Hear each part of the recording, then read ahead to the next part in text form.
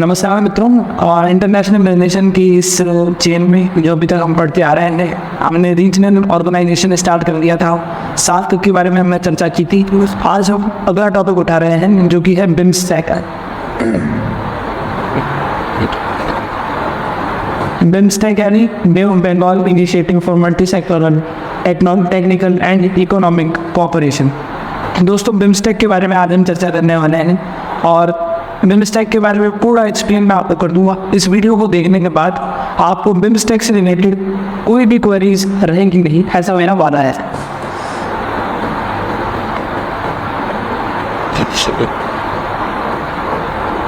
दोस्तों, bay of Bengal initiative for multi sectoral technical and economic cooperation एक 7 देशों का ग्रुप है, 7 कंट्रीज। जैसा कि नाम इसका कहता है कि multi sectoral technical and economic cooperation, तो टेक्निकल और इकोनॉमिक फील्ड में कोऑपरेट करते हैं ये 7 देश। ये आपको मैप में दिख रहे हैं कौन कौन से 7 देश हैं जो बिम्स्टेक के मेंबर हैं। सबसे बड़ा इंडिया,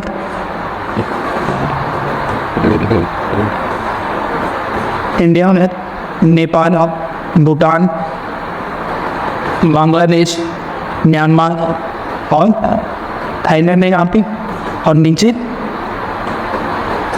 श्रीलंका। तो ये 7 देश हैं जो बिम्स्टेक के मेंबर हैं। अब थोड़ा सा जानते हैं इसका इंट्रोडक्शन। दोस्तों, बिम्स्टेक जो है वो 6 जून 1997 को स्टैब्लिश हुआ था। कहाँ पे हुआ था? बैंकॉक में हुआ था। किस नाम से? 6 जून 1997 को बैंकॉक डिक्लेरेशन के थ्रू बिम्स्टेक जो है वो पिक्चर में आया। अब बिम्स्टेक जैसा अभी दिखता है वैसा तब नहीं था। शुरुआत में इसमें इतने मेंबर्स नहीं थे। शुरुआत में सिर्फ 4 ही मेंबर थे। कौन कौन से मेंबर थे? बांग्लादेश, इंडिया, श्रीलंका और थाईलैंड। तो 4 फाउंडिंग मेंबर हैं। कौन कौन से हैं? बांग्लादेश, इंडिया, थाईलैंड और नीचे श्रीलंका। सिर्फ 4 देश थे जो फाउंडिंग मेंबर थे। नेपाल, भूटान और म्यांमार बाद में जुड़े हैं। तो सबसे पहले 4 देश 1997 के बैंकॉक डिक्लेरेशन के थ्रू बिम्स्टेक एस्टैब्लिश हुआ। ये बात आप जान, सिर्फ 4 देशों के थ्रू। अब आगे हम देखते हैं कि 1997 में बाद में दिसंबर में जो है म्यांमार की उसमें लेटिंग हुआ, उसका नाम हुआ बिम्स्टेक। फिर 1998 में नेपाल उसका मेंबर बनता है और फिर 2004 में बोथ नेपाल और भूटान फुल मेंबर्स बनते हैं। साल 2004 में जब पहली समिट होती है, ऑफिशियली इस ग्रुप का नाम बिम्स्टेक रख दिया जाता है। और बिम्स्टेक की फुल फॉर्म आपको पता है, bay of Bengal initiative for multi sectoral technical and economic cooperation.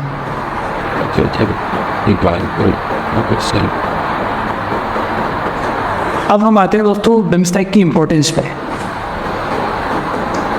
तो बिम्स्टेक जैसा ग्रुप इंडिया के लिए क्यों ज़रूरी है, और खास करके तब जब हमारे पास सार्क अवेलेबल है। पहले से सार्क मैंने आपको बताया कि सार्क 8 देशों का ग्रुप है। तो जब सार्क हमारे पास अवेलेबल है तो क्यों फिर बिम्स्टेक की जरूरत पड़ी हमें? इसका आंसर यहाँ से मिले। सबसे पहली बात तो सार्क का और बिम्स्टेक का एक कंपैरेटिव एनालिसिस हम बाद में करेंगे। तो सबसे पहले हम देखते हैं बिम्स्टेक के बेनिफिट क्या है। सबसे पहला, बिम्स्टेक जो है वो इंडिया को लीडरशिप का रोल देता है, और खासकर कि ऐसे समय पर जब चाइना तो डोमिनेंस बे ऑफ बंगाल वाला जो रीजन है, इस बे ऑफ बंगाल वाले रीजन में जब चाइना का डोमिनेंस बढ़ रहा है तो इंडिया को अपनी लीडरशिप दिखाने का मौका मिलना चाहिए, और वही चीज़ प्रोवाइड करता है बिम्स्टेक। आप देखेंगे सारे जो देश हैं वो बे ऑफ बंगाल के अराउंड है। Sri Lanka, India, Bangladesh, Bhutan, Nepal, Myanmar, Thailand. अब इन सब में सबसे बड़ा और इम्पोर्टेंट देश है इंडिया। सबसे ज़्यादा पावरफुल कंट्री है वो है इंडिया। तो इसलिए इस बे ऑफ बंगाल रीजन को चाइना के डोमिनेंस से बचाने के लिए बिम्स्टेक में इंडिया का होना और बिम्स्टेक ग्रुपिंग इंडिया के लिए बहुत ज़रूरी हो जाता है। हम देख रहे हैं थोड़े समय पहले से ही कि चाइना इस रीजन में अपना डोमिनेंस बढ़ाया जा रहा है। चाइना ने म्यांमार में चापू पोर्ट अक्वायर कर लिया है। इसी तरह चाइना ने श्रीलंका में हम्बनटोटा पोर्ट एक्वायर करी है। और हम रेगुलरली देखते हैं कि चाइना के मिलिट्री वेसल्स और नेवी वेसल्स इस एरिया में घूमते रहते हैं। तो ये बहुत लाजमी है कि कभी इंडिया और चाइना के बीच में टेंशन हो और चाइना यहाँ अपनी प्रेजेंस का फ़ायदा उठाते हुए इंडिया के खिलाफ फटाफट अपनी नेवी डेप्लॉय कर दे। तो इसलिए इस रीजन को ज़रूरी है कि चाइना के इंटरफेरेंस से बचाए रखना, और ऐसे में इंडिया को आगे बढ़कर के लीडरशिप रोल लेना चाहिए, और वही प्रोवाइड करता है बिम्स्टेक। तो सबसे पहले इंपॉर्टेंस है कि बिम्स्टेक इंडिया को एक लीडरशिप रोल देता है, खासकर कि इंडिया और बंगाल वाले रीजन में। दूसरा इम्पोर्टेंट जो बात है वो है कि बिम्स्टेक जो है साउथ ईस्ट एशिया का गेटवे है। अब हम देखते हैं कि साउथ ईस्ट एशिया कौन से देश हैं। ये म्यांमार के यहाँ से जो सारे देश शुरू होते हैं, म्यांमार, थाईलैंड से आगे जाकर के मिलते हैं मलेशिया, लाओस, कंबोडिया, इंडोनेशिया, ये सारे देश जो है ये साउथ एशियन कंट्री कहलाते हैं, साउथ एशियन कंट्रीज। अब साउथ एशियन कंट्री की इम्पोर्टेंस क्या है कि साउथ एशिया वैसे साउथ एशिया जो है उसमें कंट्री इंडिया वगैरह भी आते हैं, इनकी कंट्री है साउथ ईस्ट एशिया कंट्रीज। इसकी इम्पोर्टेंस क्या है कि सबसे पहली बात तो ये बहुत अच्छे डेवलप्ड कंट्री है। जैसे हम देखते हैं कि छोटा सा सिंगापुर भी अपने आप में बहुत हाई इकोनॉमिकली डेवलप्ड कंट्री। दूसरी इंपॉर्टेंट बात है कि जो साउथ ईस्ट एशिया का कंट्री है, खास करके इंडोनेशिया जैसे कंट्री जो यहाँ कहीं आते हैं, ऐसे देश बहुत ही जोग्राफिकल इम्पोर्टेंस रखते हैं।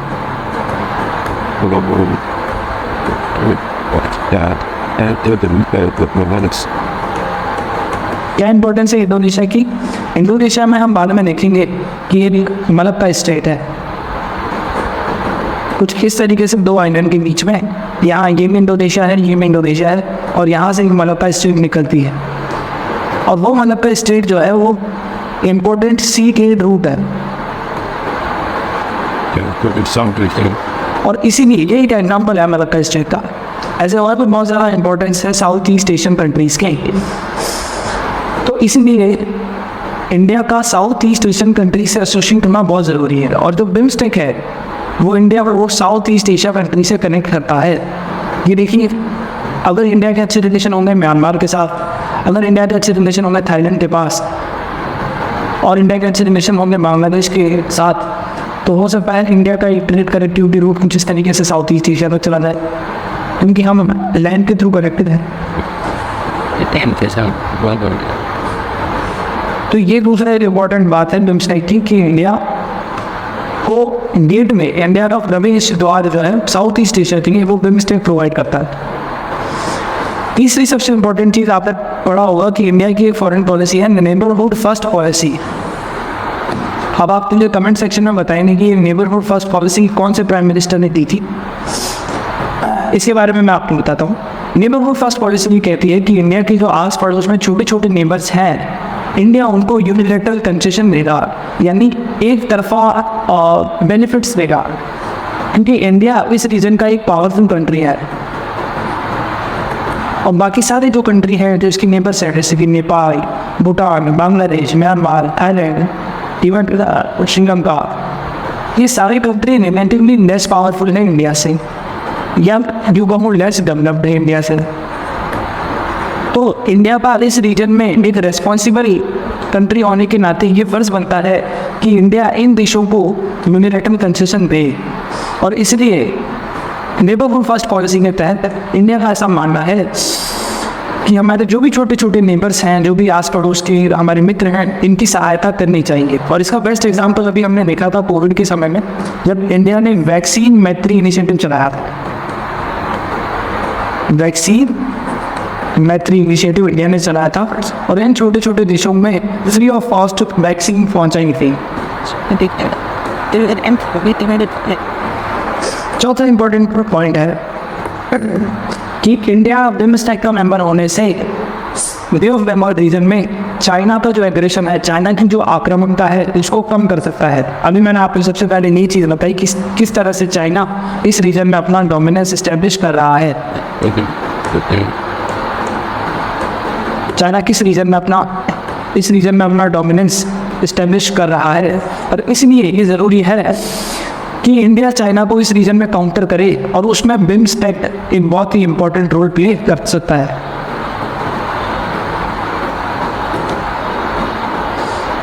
इसका 500 सबसे इंपॉर्टेंट जो बात है वो है इकोनॉमिक ग्रोथ, क्योंकि इस रीजन में ये जो सातों कंट्रीज हैं, ऑल दी 7 कंट्रीज, ये बहुत ही फास्ट डेवलप कर रहे हैं और यूँ कहूँ कि ये डेवलपिंग इकोनॉमी है। इनकी जीडीपी की डेवलपिंग रेट जो है, जस्ट अ मिनट,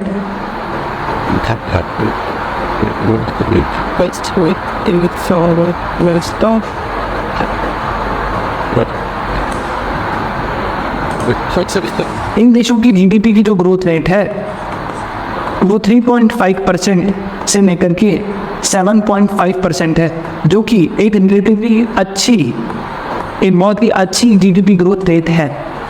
तो इसलिए ये सारे देश फास्टर डेवलपिंग कंट्री है और इसलिए इंडिया का इस ग्रुपिंग में होना ज़रूरी है, क्योंकि ये आने वाले समय में दुनिया का एक इम्पॉर्टेंट इकोनॉमिक सेंटर होने वाला रीजन है। तो 5 पॉइंट हमने पढ़े। आगे हम देखें एक सिक्स्थ जो इम्पोर्टेंस है इसकी, वो है कि ये रिसोर्स रिच रीजन है। तो बे ऑफ बंगाल वाला जो रीजन है, यहाँ रिसोर्सेज बहुत सारे हैं। आसान की अगर आप देखें, यहाँ इतने रिसोर्सेज हैं जो कि अभी तक निकाले नहीं गए हैं, एक्सप्लोर नहीं किए गए हैं। जैसे बे ऑफ बंगाल जो रीजन है, ये जो बे ऑफ बंगाल है, यहाँ पर कहा जाता है कि इम्पोर्टेंट सी बैंड के अंदर, यानी समुद्र के नीचे, इम्पोर्टेंट पॉलीमेटेलिक नोड्यूल्स हैं। क्या होते हैं पॉलीमेटेलिक नोड्यूल्स? समुद्र की सतह पर पाए जाने वाले मेटल के इम्पोर्टेंट जो मेटल्स के छोटे छोटे लम्प्स होते हैं, उनको पॉलीमेटेलिक नोड्यूल्स कहा जाता है। अब ये किसी भी मेटल के हो सकते हैं और हो सकता है ये प्रीशियस मेटल्स का हो, जैसे कि निकल, कोबाल्ट, जो कि अपने आप में काफ़ी हायर इकोनॉमिक वैल्यू रखते हैं। तो ये जो रीजन है, रिसोर्स रिच रीजन है, इंडिया हो सकता है अपने शिप के थ्रू इन नोड्यूल्स को बाहर निकाल सके और फिर मार्केट में हम इसको सेल कर सके। अपने आप में ये बहुत ही हाई मॉनेटरी वैल्यू इंडिया को और दूसरे कंट्री को दे रहा है। दूसरी इंपॉर्टेंट चीज़ है कि ये नेचुरल गैस वाला जो यहाँ पर बहुत इंपॉर्टेंट पॉइंट है। दूसरी इंपॉर्टेंट चीज़ है कि यहाँ पर नेचुरल गैस बहुत अच्छे से अवेलेबल है, यानी हाई नीचे नेचुरल गैस है। अभी हम देखते हैं कि ये जो असम वाला रीजन है इंडिया में, यहाँ पे नेचुरल गैस एक्सप्लोर होता है, ठीक है। वहीं आप ऐसा तो है नहीं कि नेचुरल गैस असम में मिलेगा तो बॉर्डर क्रॉस करती बांग्लादेश में नहीं मिलेगा, जब म्यांमार में नहीं मिलेगा, क्योंकि मिनरल्स का जो डिस्ट्रीब्यूशन होता है वो पॉलिटिकल बाउंड्री नहीं मिलता। इसीलिए बांग्लादेश में, म्यांमार में अगर एक्सप्लोर किया जाए, अगर यहाँ पर इन्वेस्टमेंट थोड़ा अच्छा किया जाए, तो यहाँ से हम नेचुरल गैस को निकाल सकते हैं। क्योंकि बांग्लादेश और म्यांमार ऐसे देश हैं ना जहाँ पर इन्वेस्टमेंट इतना नहीं है, वहाँ की कैपेसिटी इतनी नहीं है कि वो नेचुरल गैस को इतना एक्सप्लोर कर पाए। अगर इंडिया की हेल्प से ये लोग अपने नेचुरल गैस रिजर्वायर्स को एक्सप्लोर कर पाए तो ये अपने आप में एक बहुत ही बेनिफिट वाली बात होगी इन देशों के लिए भी और स्वयं इंडिया के लिए भी। सेवंथ इम्पॉर्टेंट चीज़ है कि इंडिया का जो नॉर्थ ईस्ट रीजन है उसमें कनेक्टिविटी बढ़ेगी। कैसे बढ़ेगी? तो अभी अगर आप ध्यान से देखें, इंडिया का नॉर्थ ईस्ट रीजन कहाँ पर है? Just a minute.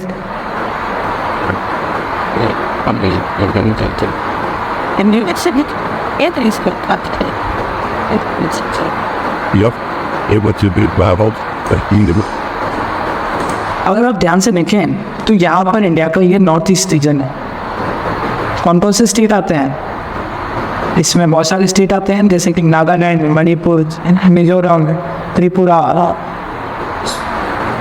Sorry Tripura तो कैपिटल।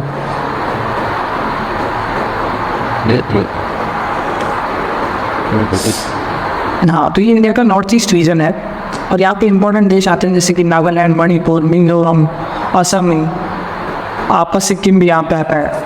ये जो नॉर्थ ईस्ट रीजन है ये इंडिया के मेन लैंड से सिर्फ एक छोटे से भाग से कनेक्टेड है। अब आप इसको ध्यान से देखें, कुछ इतने से एरिया से इस ज़्यादा से एरिया से ये कनेक्टेड है। तो अगर आपको मेनलैंड इंडिया से नॉर्थ ईस्ट की तरफ जाना हो तो आप ये ड्राइव फॉलो करेंगे। सिर्फ इतना सा एक नैरो कॉरिडोर है और इस नैरो कॉरिडोर को बोला जाता है चिकन स्नैक कॉरिडोर।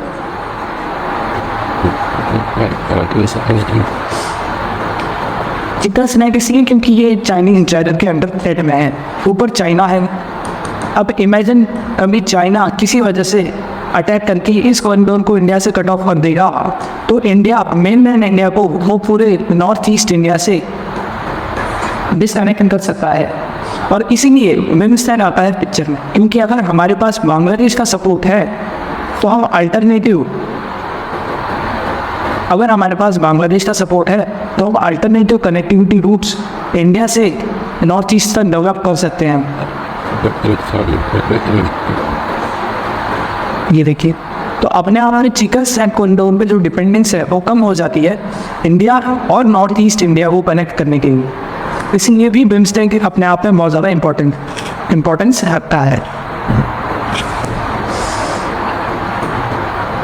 और आठवां सबसे इम्पोर्टेंट पॉइंट है कि it is alternative to SAARC. दोस्तों अभी हमने सार्क के बारे में भी पढ़ा था थोड़ी देर पहले। सार्क में सबसे बड़ा चैलेंज क्या था कि सार्क में पाकिस्तान भी मेंबर है, अफगानिस्तान भी मेंबर है, और पाकिस्तान और इंडिया की कोई खासी दोस्ती है नहीं। पाकिस्तान और इंडिया बहुत पुराने दुश्मन हैं और इसी वजह से सार्क फेल हो गया है।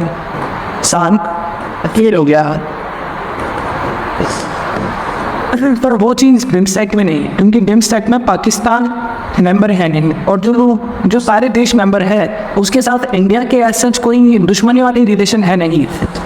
अप्स एंड डाउन्स होते रहते हैं रिलेशन में, मगर किसी के साथ परमानेंटली हमारे रिलेशन ख़राब नहीं है।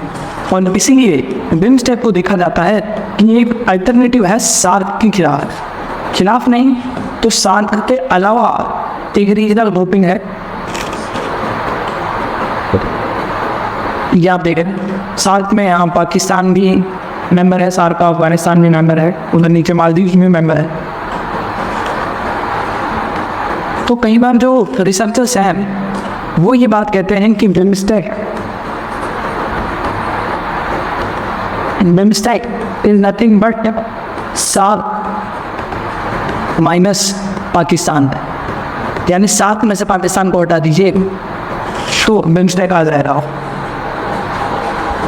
वैसे तो खैर मालदीव और अफगानिस्तान भी सार्क के मेंबर है और हम देखते हैं ज़्यादातर सार्क मेंबर्स में भी है, जैसे श्रीलंका, नेपाल, भूटान, बांग्लादेश, ये सारे सार्क के मेंबर भी हैं और ये बिम्स्टेक के भी मेंबर हैं।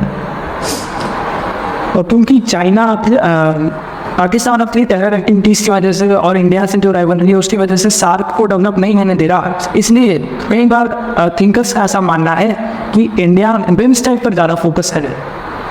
और इसका सबसे अच्छा एग्जाम्पल हमने देखा साल 2019 में। तो व्हाट है साल 2019 में? साल 2019 में जब प्राइम मिनिस्टर मोदी ने अपनी शपथ ली थी तो प्राइम मिनिस्टर मोदी ने अपनी स्वेरिंग इन सेरेमनी में जब शपथ ली थी उस सेरेमनी में बिम्स्टेक कंट्रीज को बुलाया था, बिम्स्टेक कंट्रीज के लीडर्स को बुलाया था। तो ये एक इम्पॉर्टेंट चीज़ है जो हमें बताती है कि बिम्स्टेक क्यों हमारे लिए इम्पोर्टेंट है। ये सारे 8 पॉइंट हमने जाने, बिम्स्टेक की इम्पोर्टेंस हमें बता दें। और अब बिम्स्टेक में अपने आप में कुछ चैलेंजेस भी हैं जिस वजह से बिम्स्टेक रुका हुआ भी है। तो क्यों बिम्स्टेक की ग्रोथ स्टैग्नेंट है? इतना अच्छा ग्रोथ पोटेंशियल होने के बाद भी क्यों बिम्स्टेक रुका हुआ है, इसके बारे में अब हम चर्चा करेंगे। तो अब हम देखते हैं इसके ठहराव के कारण, यानी कि रीज़न ऑफ स्टैग्नेशन। दोस्तों बिम्स्टेक के स्टैग्नेशन के वैसे तो बहुत सारे कारण हैं, तो उसमें से इम्पोर्टेंट कारण कुछ ये हैं। सबसे पहली चीज़ है कि intra regional trade and investment gap, यानी कि बिम्स्टेक कंट्रीज़ में आपस में रिलेटिवली ट्रेड बहुत कम है।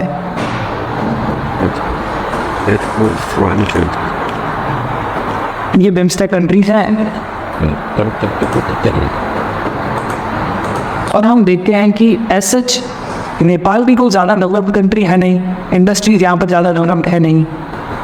ना ही भूटान कुछ खास डेवलप्ड है, ना ही श्रीलंका कुछ खास डेवलप्ड है। म्यांमार में बार बार मिलिट्री इनस्टेबिलिटी होती है, इस वजह से म्यांमार में कोई खास डेवलप नहीं है। बांग्लादेश ठीक ठाक डेवलप्ड है पर बहुत ज़्यादा डेवलप नहीं है। इंडिया इनमें से एक काफ़ी अच्छा डेवलप्ड कंट्री है, डेवलप्ड भी नहीं तो इन देशों के कंपैरेटिव में काफ़ी अच्छा डेवलपिंग कंट्री है। पर फिर भी हम देखते हैं कि यहाँ एक बहुत बड़ा चैलेंज इंडिया के लिए है और वो है चाइना। दोस्तों, चाइना ऐसा देश है जहाँ इंडस्ट्री बहुत अच्छी तरीके से डेवलप है और इसी वजह से ये सारे देश जो हैं चाइना के इंपोर्ट्स पर डिपेंडेंस रखते हैं।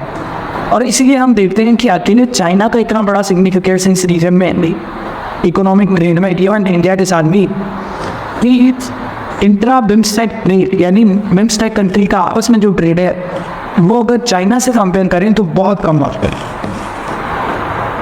तो ये एक सबसे बड़ा चैलेंज है कि इंट्रा रीजनल ट्रेड आपस में बिम्स्टेक कंट्री में बहुत कम है। इसका सबसे बड़ा कारण मैंने आपको बताया चाइना है। दूसरी इसमें इंपॉर्टेंट बात हम देखें वो है इंस्टेबिलिटी इन म्यांमार और श्रीलंका। हमें पता ही है कि म्यांमार और श्रीलंका में अस्थिरता है, बार बार यहाँ किसी ना किसी रूप में इंस्टेबिलिटी हो रही है। Let us see. Then, but nothing there didn't sweet dogs and a dog that is falling. If maintain until once we've got it out again, wait into the meat to get into the habit now. दोस्तों, ये हमारा Bangladesh Myanmar है और Myanmar में आपको पता है क्या हुआ था। म्यांमार में अभी रिसेंटली जहाँ की डेमोक्रेटिक गवर्नमेंट को हटा करके वहाँ की मिलिट्री पावर में आ गई है। इसको हटा करके अभी वहाँ मिलिट्री रूल है, इसको कहा जाता है मिलिट्री जनता वहाँ रूल है। इसका मतलब खाली म्यांमार में डेमोक्रेसी नहीं है, वहाँ की जो प्राइम मिनिस्टर थी आंग सू की उनको जेल में डाल दिया गया है और वहाँ के जो मिलिट्री डिक्टेटर है वो अभी रूल कर रहे हैं। अब किसी भी देश में जब बार बार अस्थिरता आती है, कोई एक फॉर्म ऑफ गवर्नमेंट चल नहीं पाता, डेमोक्रेटिक गवर्नमेंट आती है फिर बार बार तख्ता पलट हो जाता है, तो वहाँ पॉलिसी कांस्टेंट नहीं रह पाती। और जब पॉलिसी कांस्टेंट नहीं रह पाती तो ऐसा होता ही है कि वहाँ की ग्रोथ रुक जाती है, क्योंकि डेमोक्रेटिक गवर्नमेंट की अपने कुछ पॉलिसीज़ हो गई, मिलिट्री गवर्नमेंट की अपने कुछ पॉलिसीज़ हो गई है। तो जब कंसिस्टेंसी नहीं रहेगी पॉलिसी में तो आपस में आप फॉरेन ट्रेड अच्छे से नहीं कर पाएंगे, फॉरेन रिलेशन आपके खराब होंगे। यही बात समझाना चाह रहे हैं। दूसरी इंपॉर्टेंट चीज़ है श्रीलंका। अभी आप सभी को पता होगा कोविड के बाद यहाँ पर एक बहुत बड़ा इकोनॉमिक क्राइसिस हो गया था। इकोनॉमिक क्राइसिस से इस लेवल का कि इवन यहाँ पे पॉलिटिकल क्राइसिस भी हो गया उसकी वजह से, सरकार इंडियन नहीं थी क्योंकि यहाँ बहुत ज़्यादा महंगाई बढ़ गई और उस वजह से लोग सड़कों पर आ गए, खूब प्रदर्शन हुए और यहाँ की सरकार भी गई।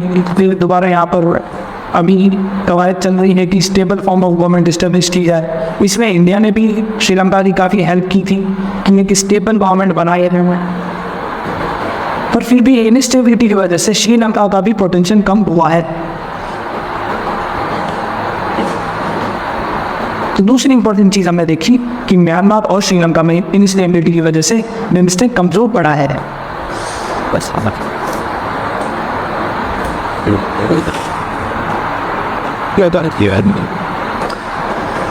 तीसरी इंपॉर्टेंट चीज़ है कि इन देशों के बीच में यानी बिम्स्टेक देशों के बीच में अपने आप में डिस्प्यूट चल रहे हैं। जैसे बांग्लादेश और म्यांमार के बीच में रोहिंग्या इशू के ऊपर डिस्प्यूट है।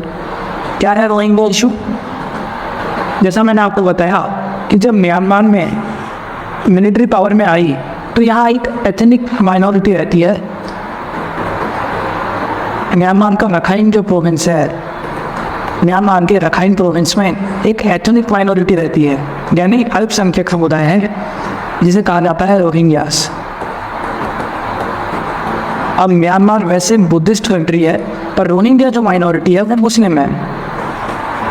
जब म्यांमार में मिलिट्री रूल आया तो इन्हीं रोहिंग्यास को टारगेट किया गया मिलिट्री के द्वारा और इनको मार मार के अलग तरीके से फोर्स करके यहाँ से भगाया गया और भाग करके ये रोहिंग्यास जो है बांग्लादेश में शरण लेते हैं और बांग्लादेश इनको रोहिंग्यास को अपने यहाँ शरण देता। कहीं इलीगल तरीके से रोहिंग्यास इंडिया के नॉर्थ ईस्ट रीजन में भी आए और इन इंडिया ने अपनी पॉलिसी क्लियर कर दी थी कि हम रोहिंग्यास को वेलकम नहीं कर रहे हैं। इंडिया ने इनको रिफ्यूज देने से मना कर दिया था। क्यों मना कर दिया था? इसका कारण यह है क्योंकि जब रिफ्यूजी इंडिया में आते हैं तो वो इंडिया की इंटरनल सिक्योरिटी के लिए भी चैलेंजेस लेकर के आते हैं।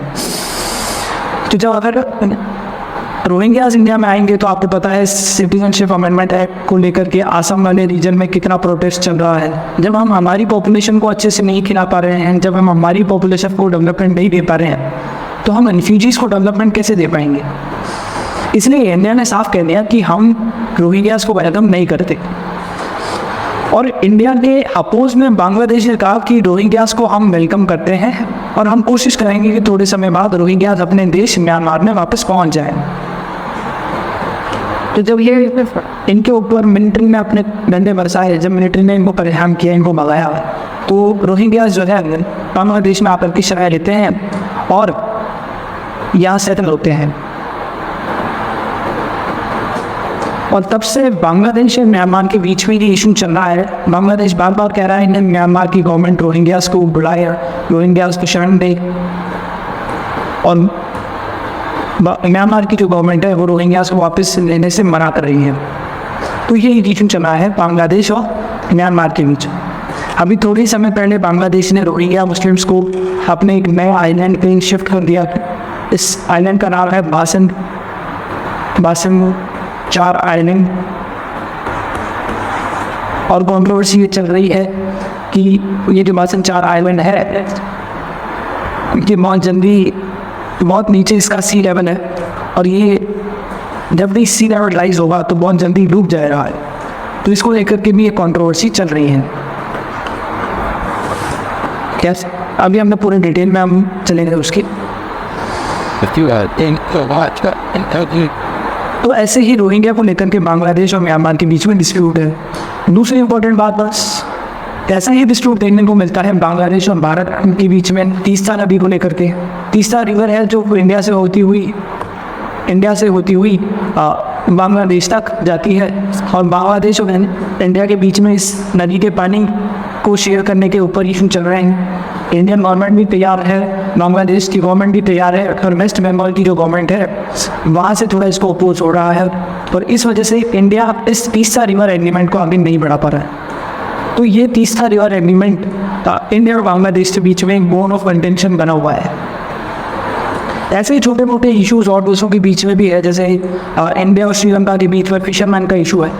तो आपस में जो ये इंटरनल डिस्प्यूट्स हैं बिम्स्टेक मेंबर के बीच में, वो भी बिम्स्टेक की ग्रोथ को रोक रहे हैं, और इसीलिए बिम्स्टेक स्टैग्नेशन पे आया हुआ है। चौथा इंपॉर्टेंट पॉइंट हम देखें कि क्यों बिम्स्टेक रुका हुआ है, वो है चाइना पार्ट अगेंस्ट इंडिया। क्योंकि चाइना के एंगल को हम अनदेखा नहीं कर सकते। आप देखें इस रीजन में ये जो छोटे मोटे देश हैं ये इंडिया के खिलाफ चाइना कार्ड यूज़ करते हैं। क्या है चाइना कार्ड? बस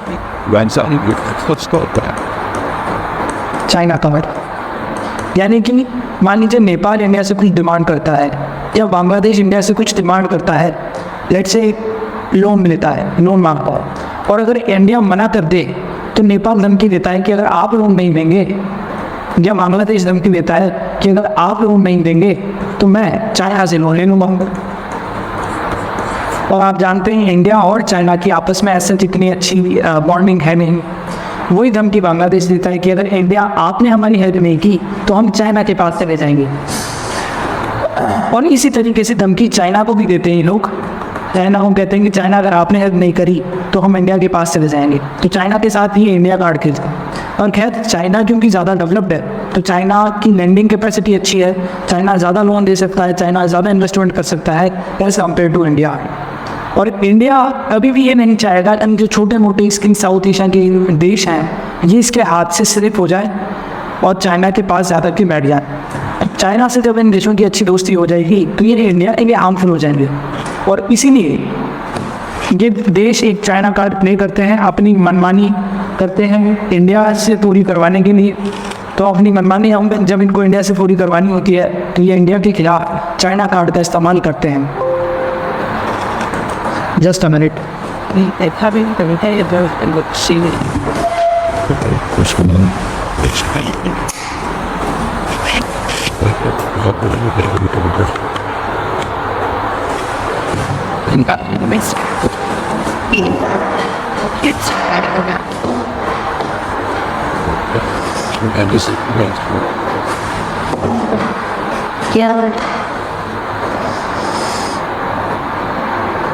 तो हमने देखा कि ये देश इस तरीके से चाइना कार्ड इंडिया के खिलाफ इस्तेमाल करते हैं।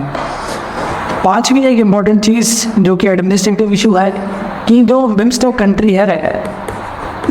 कंट्री है इस सारे में परमानेंट सेक्रेटोरिएट नहीं है, एक सचिवालय नहीं है जहाँ ऑफिशियल वर्क हो, तो ना ही इसके अच्छे से रिकॉर्ड मेंटेन हो पाते हैं, सचिवालय नहीं है, सेक्रेटरी नहीं है, इस वजह से ऑफिशियल्स की भी कमी है। तो एडमिनिस्ट्रेटिव इशू है सबसे बड़ा, वो ये है कि एक परमानेंट सेक्रेटरी बिम्स्टेक का होना चाहिए। सिक्स्थ इम्पोर्टेंट इशू है कि लैक ऑफ इन्वेस्टमेंट और डिले। खैर डिले जो है वो इंडिया का फॉरेन पॉलिसी में एक सबसे बड़ा इशू है कि इंडिया जितने भी प्रोजेक्ट्स के लिए सहमत होता है या नहीं होता है, उनके एग्जीक्यूशन में बहुत ज़्यादा डिले होता है। हम लाल फीता सही वैसे इंडिया के अंदर भी है, हम देखते हैं कि कोई भी गवर्नमेंट प्रोजेक्ट इवन अलोकेट भी हो जाता है तो बहुत लंबे समय बाद एग्जीक्यूट होता है, और यहाँ पर कई बार हाई लेवल ऑफ करप्शन भी होता है।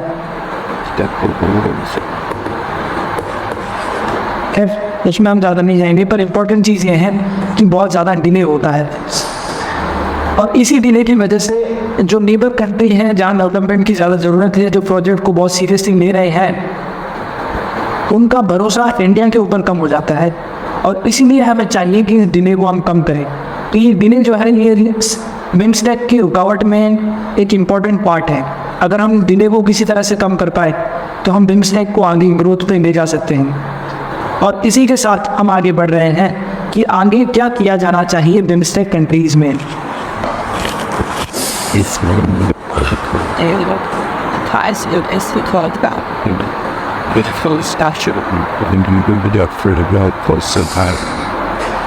तो दोस्तों अभी हमने सारे चैलेंजेस देखे, और चैलेंजेस देखने के बाद आपको समझ में आ ही गया होगा कि वो कौन से एरियाज़ हैं जहाँ बिम्स्टेक को काम करना चाहिए।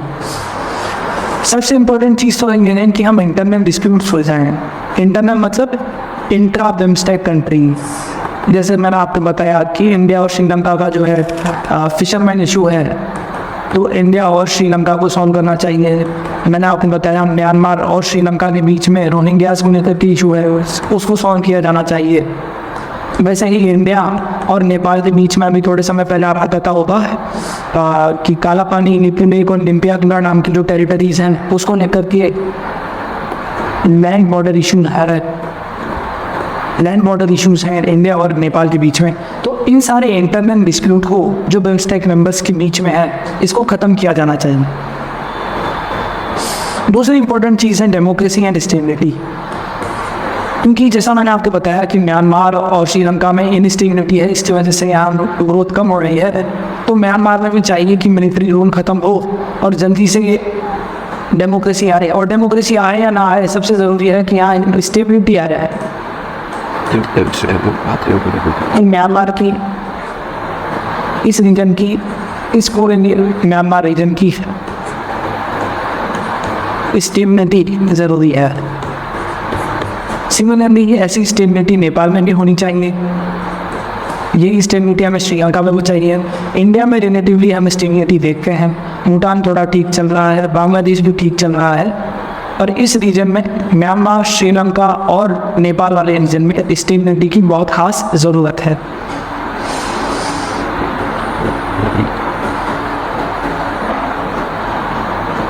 इसके बाद सबसे इम्पोर्टेंट चैलेंज, जैसा मैंने आपको बताया कि डिले बहुत ज़्यादा होता है एग्जीक्यूशन में, और खास करके इंडिया साइड से बहुत ज़्यादा डिले होता है, तो उस डिले को भी कम किया जाना चाहिए। तो अगर इंडिया फास्ट रेस्पॉन्स करें, फास्टर प्रोग्राम एग्जीक्यूशन हो, रेटिपिज्म ख़त्म हो, तो हम देख सकते हैं कि बिम्स्टेक बहुत ज़्यादा ग्रोथ पोटेंशियल अपने आप में रखता है। अगर इंडिया की तरफ से डिले कम हो जाएंगे और बाकी देशों की तरफ से इनकी कॉन्फिडेंस बिल्ड होगा, तो बिम्स्टेक बहुत सफल ऑर्गेनाइजेशन बन सकता है। चौथी इंपॉर्टेंट चीज़ है कि लीडरशिप का जो वैक्यूम है उसको इंडिया को बनना चाहिए। तो इंडिया कई बार चाइना और यूएसए के बीच में बैलेंस की वजह से एक खुद का इनिशिएटिव नहीं ले पाता है, और इंडिया इसी वजह से एक डिलेमा में है। इस डिलेमा को ख़त्म करना चाहिए और इंडिया को थोड़ा सा आगे चलकर के कदम उठाने चाहिए। जैसे हमारे external affair minister doctor S Jaishankar कहते हैं कि इंडिया को थोड़ा सा प्रोएक्टिव रोल प्ले करना चाहिए, अपनी पॉलिसी डिसीजन लेने चाहिए, आगे इनिशिएटिव लेने चाहिए, स्ट्रॉन्ग डिसीजन लेना चाहिए। तो ये एक इम्पॉर्टेंट चीज़ है जिससे हम बिम्स्टेक की ग्रोथ सुनिश्चित कर सकते हैं। तो दोस्तों, आज की वीडियो में हमने बहुत सारी चीज़ें जानी। हमने सबसे पहले जाना कि क्या है बिम्स्टेक। पहली चीज़। दूसरी चीज़ हमने देखी कौन कौन से इसके मेंबर्स हैं। अब साथ ही में हमने इसका एक ब्रीफ इंट्रोडक्शन भी जाना। हमें ये पता लगता है कि ये बैंकॉक डिक्लेरेशन से 1997 में इस्टेब्लिश हुआ है। तीसरी इंपॉर्टेंट चीज़ हमने आज देखी कि क्यों बिम्स्टेक इम्पोर्टेंट है और बिम्स्टेक के क्या पोटेंशियल है। चौथी इंपॉर्टेंट चीज़ हमने देखी कि वो क्या रीज़न है जिसकी वजह से बिम्स्टेक ग्रोथ नहीं कर पा रहा। तो इसके स्टैग्नेशन के क्या रीजन्स हैं वो हमने देखा। आखिरी चीज़ हमने ये भी देखी कि किस तरीके से इसमें इम्प्रूवमेंट लाया जा सकता है, कैसे रिफॉर्म्स लाए जा सकते हैं। तो दोस्तों, बिम्स्टेक पूरा कंप्लीट है आपके एग्जाम पॉइंट ऑफ व्यू से और आपकी जनरल नॉलेज के लिए भी इतना बिम्स्टेक के लिए नॉलेज काफ़ी है। अगर ये वीडियो आपको पसंद आई हो तो इसे लाइक कर दीजिएगा, और अगर आपके कोई भी डाउट्स हो तो कमेंट सेक्शन में पूछने से चूकिएगा। धन्यवाद।